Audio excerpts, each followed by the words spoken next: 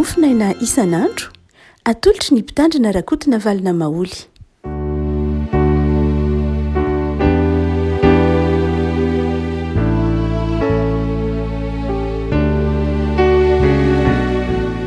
Faly miarabantsika rehefa malalatratra ity sabotsy faharoa ny volana septambra ity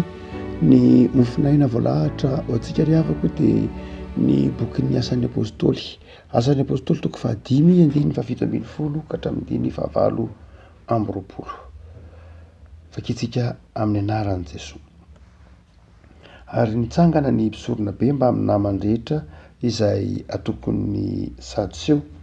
fa feno fialonana izy, dia nisambotra ny apôstôly izy ka nanao azy tao an-tranomaizina. Fa nisy anjelin'ny tompo namono varavaran'ny tranomaizina no nialina dia mitondra azy nivoaka ka nanao hoe mandehana ka mitsangana ary mitoria amin'ny vahoaka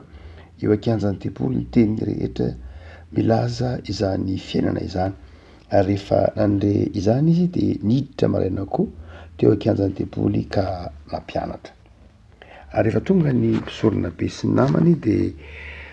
nampiangona ny Sinedriona sy ny olona rehetra tamin'ny zanak'Israely izy ka naniraka nakao amin'ny tranomaizina haka apôstôly. Fa noho ny tonga ny mpiandry raharaha dia tsy nahita azy tao an-tranomaizina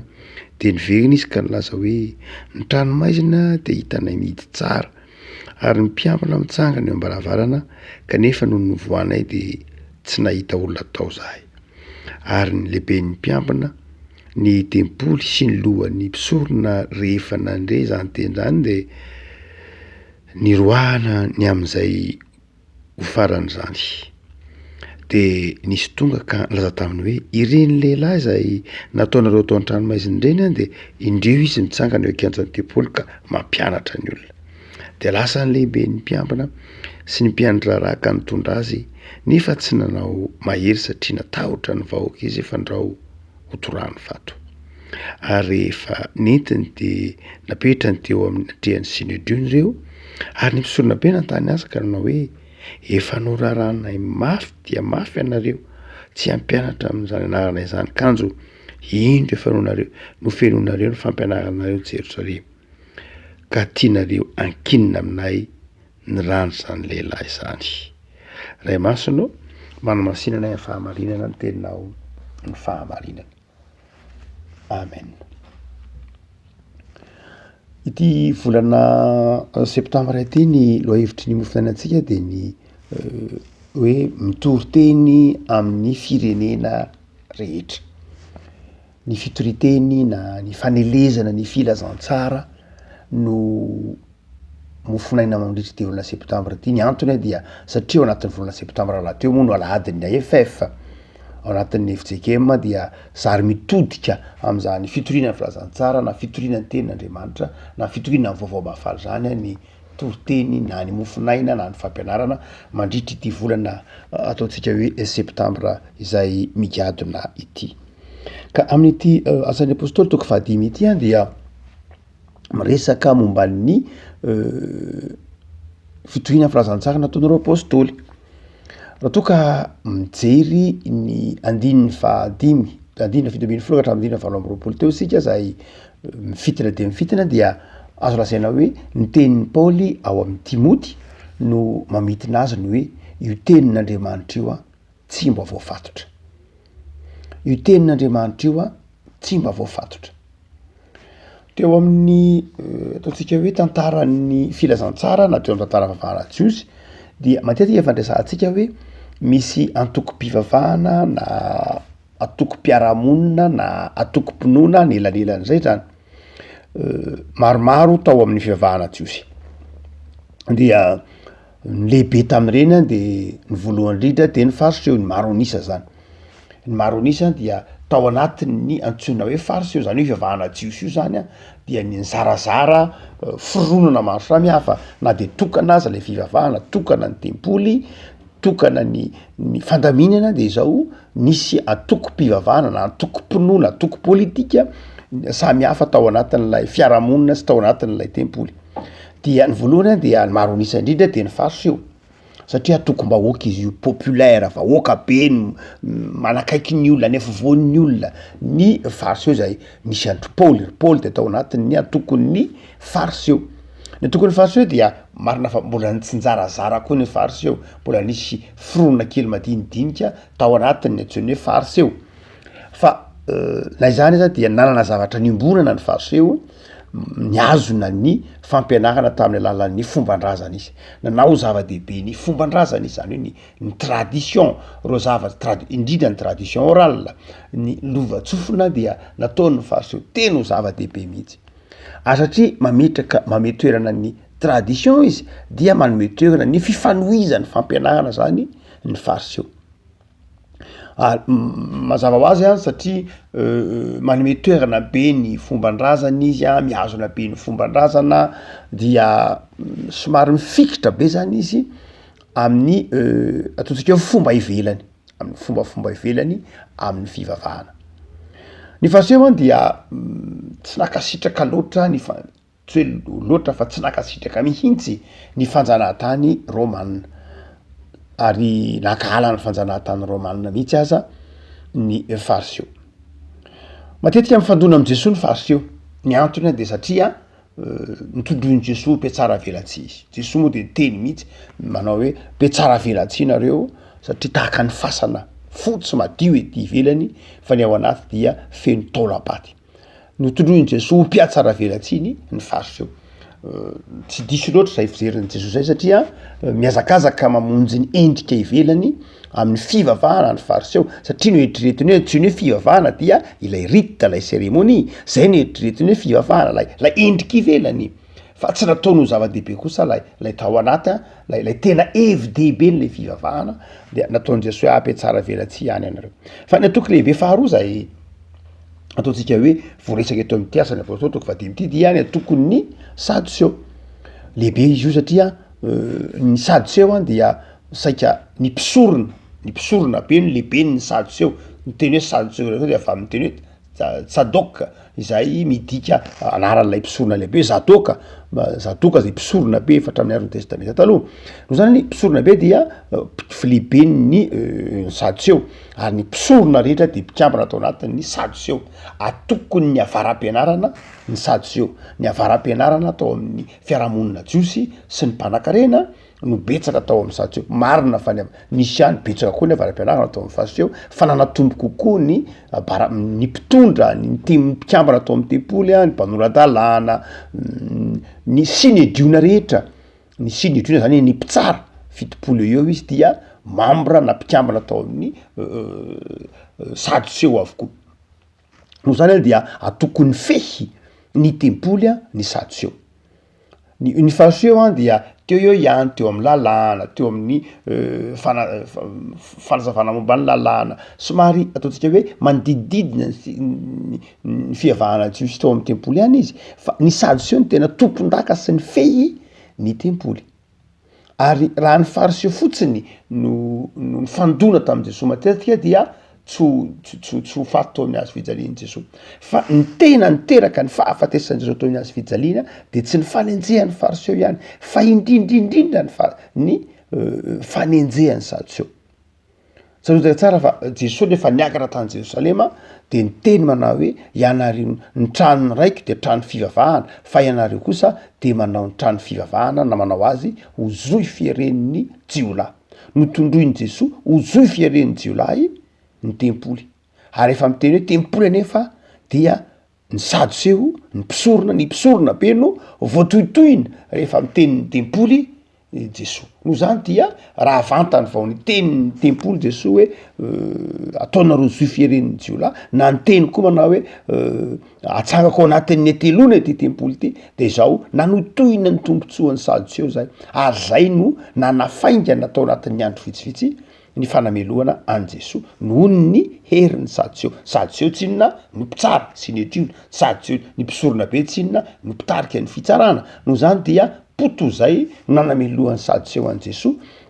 tamin'ny fotoana zay nitenenany ny mikasika ny tempoly ny sadoseo dia otsaka tokony avaram-pianarana izy ary sary-piaro mihitsy amin'ny tempoly izy zary-piarony amin'ny tempoly miivo amin'ny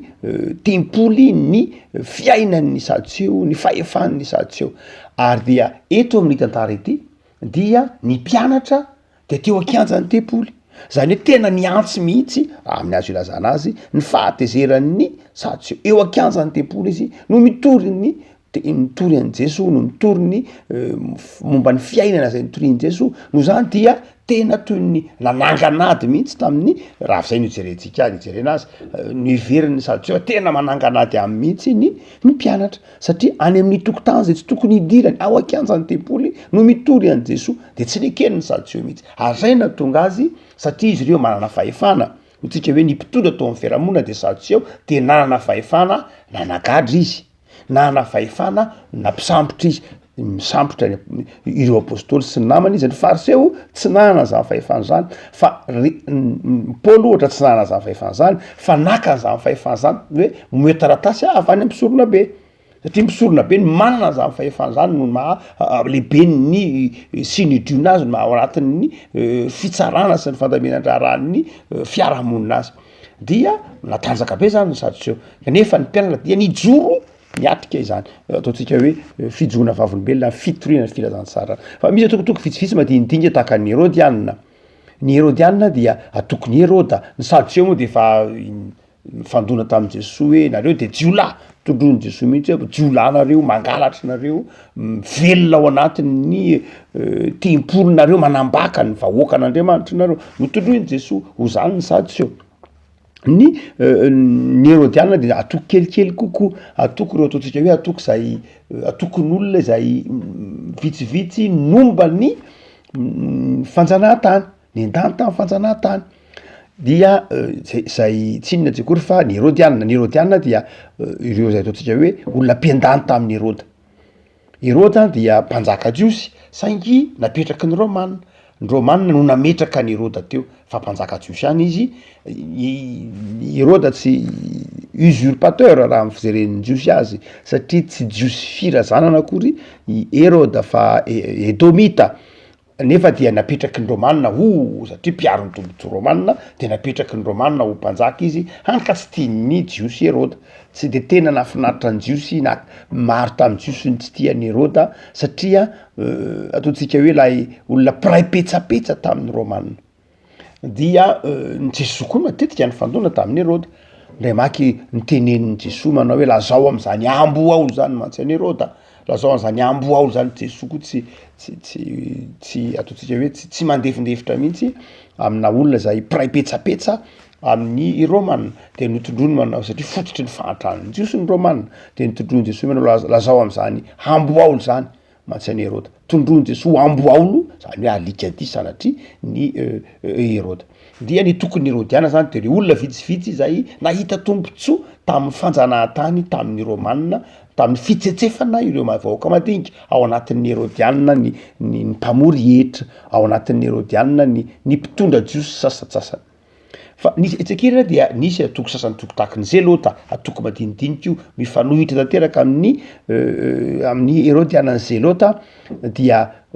tahaka ny Simona zay mpianatra Jesoa ry Jodasy mpianatra Jesoa reny dia Zelota tia tanindrazana ary tsy tia tanindrazana fe tia tanindrazana fa ataontsika hoe karazan-drazana nationaliste mihoatra kely noho zay ary satria vonona ny ampiasa herisetra vonona ny ampiasa raha latsaka mihitsy mba hanafahana ny zanak'Israely tao anatin'ny fanenjehana na herisetran'ny Romanina de betsaka ny olona indrindra tamin'ny avaratry faritra avaratry Palestina zany tany Galily ny tena betsaka ny Zelota ary Jesoa moa dia nasika koa tamin'ny ny fampiasan-keriny Zelota tsy marina fa tia tanindrazana ny Zelota saingy maherisetra saingy maherisetra hafa ohatra dia mifandona koa tsy maro tamin'izy ireny no fandona tamin'ny Jesoa ny farany dia ataontsika hoe ny Essénien izay atoko-pivavahana kely na tompona kely nonona tany amin'ny faritra ataontsika hoe Qumram tamin'ny taona aorian'ny ady lehibe faharoa dia nahitana ny baiboly tany amin'ny lavabato antsoina hoe Qumram fa ny Essénien zany dia nisy andry John Bonao Batisa olona jiosy niataka tamin'ny fiarahamonina ka mba tsy hifangaroaro amin'ny fiarahamonina satria ny fiarahamonina ny heveriny hoe maloto anjakany tsy fahamarinana tahaka nataon'ny fariseho am'mpanorad-dalàna ny sadiseo de ny tokamonina izy ireo nanana fiainana manokana dia ireo nantsoina hoe essénien tahaka ndry John Bonao Batisa ny mpianatra John be deaibe reo ro essénien zany hoe olona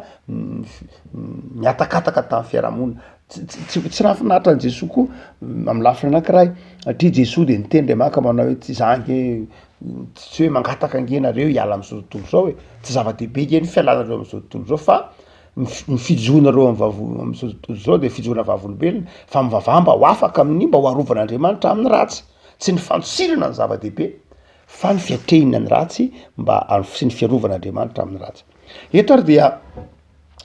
tsara ihany afantarantsika zany ataontsika hoe karazan-drazana kolotsaina biblika izany fa eto any dia ny sadiseo a no saro-piaro tamin'ny fahefany ka de niady tamin'ny mpianatra na ny maromaro koa niady mafy mba tsy hitorian'ny mpianatra ny filazantsara de ny samboriny ny mpianatra de nataony hatranomaizina de hoy tsika hoe ny tenin'Andriamanitra tsy mba voafatotra zay ny zava-dehibe tsy lay hoe nisokatra ny na de ny giadra azy izy de nisokafana nisokatra ny fonja de tsy atao amin'ny fonja eny fahagakana sarobidy mihitsy reny fa ny tiany lay tantara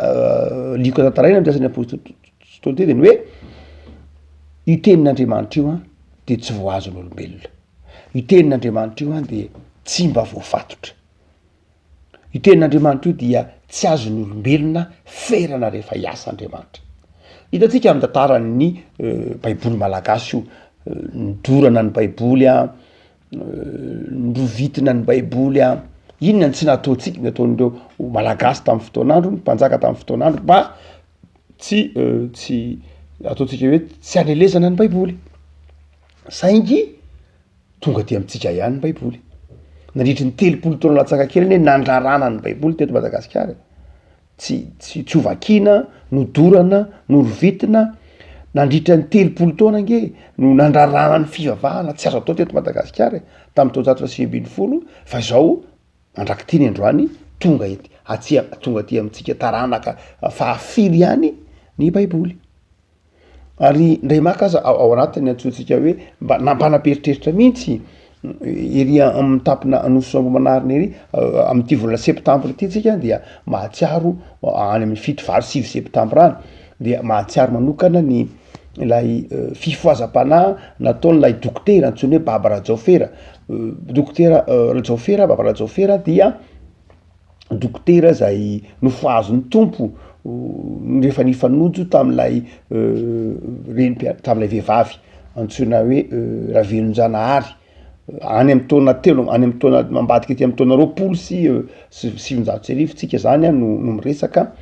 dia nifoazon'ny tompo zany eny Ravelonjanahary zany ary dia nifanojo tam'zany a nifanena tam'zany mpanompoandriamanitra zany ity dokotera antsoina hoe Rajaofera ity zay nitondra anarany hoe Baba Rajaofera teorina avy amin'ny faritra ny avindy amin'iny vato tsara Antsirabe zany amin'ny faritra somary atsimotsimokely ny Antsirabe eo no ny avindy zany olona zany ary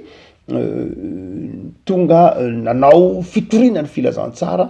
taty amin'ny faritra manerana Madagasikara moa zany betsaka ny toerana le fa anankiray tam'zany a dia nanohitra ny fanompontsampy tetsy Anosoa tamin'ny Andriamodolova ty amin'ny taona 7 sy 700 ka nahatonga le fifoazam-panahy lehibe teny Amboamanarina tamin'ny taona 7 ka tsaron'ny vohitra Amboamanarina ny 7-9 septambra tsaroany indrindra fiangonana anankitelo manokana Anosy Vavaka ary Betafy sy Anosoa matsiaro zany 7 septambra fa izao zavatra mahagaga de zao nisy mpampianatra anankiray antsoina hoe Françoise Réjean-Zourde mbola any izy a izay nanao faniadiadiana manokana momba ny doany atao hoe Andriamodolova io atapina Anosoa io de rehefa nanao faniadiadiana manokana izy amin'ny asa sorany dia tao amin'io doany io dia nahitana baiboly malagasy voalohany zany hoe nandritra ny vanim-potoana ny fanenjehana dia nafen'ny olona na nafen'ny kristianina any amin'ny doany ny baiboly Mamperitreritra zany hoe ahoana ary nahatonga an'io baiboly io, lay baiboly malagasy voalohany ho ao ho tao amin'ny dohan'ny Andriambodorova, notehirizina tao amin'ny dohany Andriambodorova, na feniny Kristy, zany hoe tany zany no eritretan'ny kristianina hoe rehefa ao io de zao tsy rovitra io, tsisy mandrovitra io. Zany hoe eo no hitantsika hoe ny tenin'Andriamanitra tsy mba voafatotra, ny tenin'Andriamanitra de lehibe lavitra no zay mety ho herin'olombelona manakatsakana, ka tonga any amin'ny toerana zay tian'Andriamanitra hitondrana azy io tenin'Andriamanitra io. Isaia efa nyteny an'izany manao hoe zao ny tenin'Andriamanitra manao hoe io ny teniko de tsy hiverina foana amiko raha tsy efa mahavita izay nanirahako azy. Ary ny olombelona de zao fiasana ihany. No ahafahan'Andriamanitra tao amin'ny fonjany apôstôly, tsy no ahafahan'Andriamanitra am'ty asan'ny apôstôly toko 15 ty, no ahafahan'Andriamanitra tao amin'ny fonjany apôstôly, tsy no ahafahan'Andriamanitra tao amin'ny fonja mba hanao zay mahafinaritra azy, fa no ahafahan'Andriamanitra tao amin'ny fonja mba hitory ny tenin'Andriamanitra. Ary io ny mahasamy hafa lay fahafahana. Tsika mantsy mieritreritra foana manao hoe ny tena fahafahana de zao afaka manao zay tiana tao. Fa ny fahafahana omen'Andriamanitra atsika de zao lay fahafahana mitory ny vaovao mahafaly. Ny voalohany atao hoe fahafahana dia lay fahafahana mifidy ankalalahana ny fivavahana, fahafahana mitory mazava ny tenin'Andriamanitra. Hany ka na dia eo aza ny herin'ny varavaram-by sy ny fonja dia tsy voasakan'izany mihitsy ny filazantsara. Re avako hotsika manao hoe ity volana septambra tsika de mahatsiaro manokana ny AFF, ny asa fitoriana ny filazantsara, izay mametraka antsika ho tompona andraikitra amin'ny andro ankehitriny ny hoe zava-dehibe andraikitra mbola miandry antsika ny fitoriana ny filazantsara. Ny tenin'Andriamanitra tsy mba voafatotra. Inona mety mbola mamatotra ny tenin'Andriamanitra amin'ity asan'ny apôstôly toko 15 ity de zao ny fahefana politika, ny toetsaina fialonana, zany hoe ny alina ny fivavahana kristianina, ny fivavahana jiosy. Inona ny antony nampialina azy? Satria be mpanaraka ny fivavahana kristianina, dia natahotra ny ho very tompontsoa de ny alina ny fivavahana kristianina, ny fivavahana jiosy, ka tena nentsika ny fivavahana kristianina izy ireo. Ary mandraka kehitriny afaka malala de zao maro mbola vato misakana ny fielezan'ny filazantsara, maro ny fahantrano mety ho vato misakana koa zany, ny fialonan'ny olona, ny fitiavan-tenan'ny olona, ny fifampitsaran'ny olona, ny olana ara-politika, ny karazany zavatra maro no mbola mety misakana hitatsika ny filazantsara. Saingy zao io tenin'Andriamanitra io tsy mba voafatotra. Tsy an'olombelona tsy inona ny tenin'Andriamanitra fa an'Andriamanitra. Ary satria Andriamanitra tsy azotsika fatorana de tsy azotsika fatorana koa ny tenin'Andriamanitra. Fa tsy maintsy miparitaka satria Andriamanitra de Andriamanitra lehibe, no zany dia tsy maintsy hiparitaka ny tenin'Andriamanitra fa izao fotsiny ihany. Ho fiasan'ny tenin'Andriamanitra ve ianao sa ho vato misakana ny tenin'Andriamanitra? Ny mpisorona be de zao sy ny mpisorona ny sadutseo de vato misakana ny tenin'Andriamanitra. Fa inona ny efarany? Jereo ny tantara fa rahavan'ny tempoly. Tamin'ny taona 70 rahavan'ny tempoly. Tsy nisy tsony ny tempoly mandraky teny androany. Ary niaraka rahava tamin'izany tempoly zany ny fikambanany sadutseo. Tsisy tsony mandraky ty ny sadutseo. Ny fariseo mbola nanohy taty aoriana, fariseo satria ny teolojia ny fariseo tsy niorina tamin'ny tempoly, fa ny teolojia ny sadutseo niorina tamin'ny tempoly, de rehefa ravan'ny tempoly de tsisy tsony ny sadutseo mandraky teny androany. Ary izay manohitra ny tenin'Andriamanitra, Paoly de niteny an'io de toy ny manohitra n'Andriamanitra. Izay manimba ny tempolin'Andriamanitra dia simban'Andriamanitra, hoy Paoly. No zany rehefa malala de misafidy isika, moa isika ve ao anatin'ny fiainantsika ho fitaovana mampielo ny vaovao mahafaly, sa sanatr'in'izany ho mpisakana ny vaovao mahafaly, ho mpisakana ny tenin'Andriamanitra, ho fiasana mahatonga ny tenin'Andriamanitra tsy afaka androso, sa ho fiasan'ny tenin'Andriamanitra izay tsy voafatotra. Afaka malala am'ty volana septambra ty de nitaonanao ary ny tompo mba ho fiasan'ny tenin'Andriamanitra. tsy hoe ho fiasan'ny tenin'andriamanitra ihany fa atoky fa itenin'andriamanitra zay renesiny io, itenin'andriamanitra zay eny ampelantanantsika io, ny baiboly toriana, ny baiboly vakina, de izao tenin'andriamanitra natao zaray. Enga ny hafanafo amin'ny fizarana ny tenin'andriamanitra ianao fa ahafahan'ny tompo am'izay mety ho mamatotra atsika isika mba hahatonga atsika ho afaka mitoro ny vaovao mahafaly. Ny antony anafahan'ny tompontsika, ny antony ny anomezan'ny tompontsika fahafahana, tsy fahafahana migadra ihany io fa fahafahana manao zavatra, mety ho fahafahana mividy zavatra, mety ho fahafahana manan-javatra, mety ho fahafahana mifaly, mety ho fahafahana miasa. Ny antony anomezan'Andriamanitra antsika ireny de zao tsy ho an'ny tenatsika voalohany indrindra fa ho an'ny filazantsara. De mahay zary mizara ny filazantsara. Lay Jesosy Kristy tompo zay velona nandresy ny fahafatesana natao hoe filazantsara, de ararotiny ny fotoana omen'ny tompo anao ahafahanao mitoro zany filazantsara. Ivavaka sika. Tompo amisoranao zahay noho ny amin'ny teninao zay voadika amin'ny teny malagasy. Mampafantatra anay ny filazantsara, mampafantatra anay ny famelan-keloka zay nomenao tamin'ny alalan'i Jesosy. Ny teninao Andriamanitra tsy mba voafatotra. Betsaka no mikasa, betsaka no miezaka manakana ny fitaran'ny filazantsara eto amin'izao tontolo izao, zao vanim-potoana ankehitriny zao. Betsaka ireo kristianina mbola mandalo fanenjehana any amin'ny firenena maro samihafa. De misaotra anao zay tompo, fahafaranao fa ny teninao tsy voafatotra. Ny filazantsaranao tsy maintsy ho toriana ho reny zao tontolo zao. Izay tompo nofidinao hanana anjara, izay pino dia nofidinao hanana anjara amin'izany fitoriana ny teninao zany. Tompo mankasitraka anao zahay.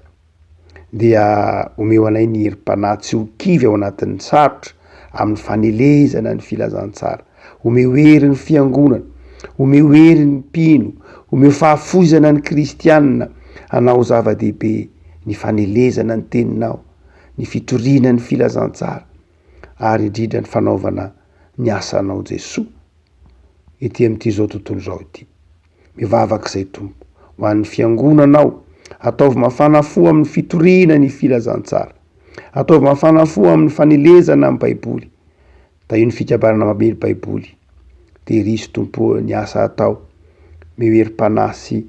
finiavana ny kristianina sy ny fiangonana amin'ny fanelezana ny teninao. De mivavaka izay tompo ho an'ny isa-tokantrano, ho an'ny isam-batan'olona, samy ho fiasan'ny fahasoavanao amin'ny fizarana ny vaovao mahafaly, amin'ny fizarana ny teninao. De anapaka tomponay Jesosy ny fitiavanao. Mametraka ny fiainanay zahay amin'ity eom-pilatananao zay amin'ity herinandro vao manomboka ity raha ampitso. Mankasitraka anao noho zay rehetra nomenao anay tamin'ity herinandro mifarana ity. Ho anao nitera sy ny Lazara ny voninahitra, fampitoera aminay Jesosy, ny fahasoavanao. Amen.